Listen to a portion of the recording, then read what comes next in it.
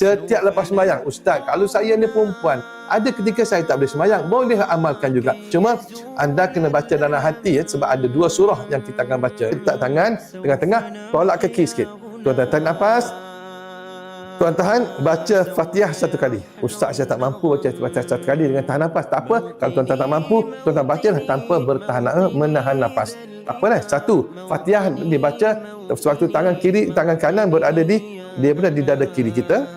Okey, baca Fatihah 1 kali dan kemudian tuan-tuan baca Al-Insyirah, iaitu surah Alam Nasrah. Nak baca surah Alam Nasrah 1 kali sambil letak tangan gini. Jangan alih kan, letak tangan gini ke tengah, tolak kaki sikit, tarik nafas, tahan baca Fatihah 1 kali, kemudian baca Alam Nasrah 1 kali. Kemudian jangan alih tangan lagi, tuan-tuan baca Rabbishrahli sadri wa yassirli amri sebanyak 3 kali.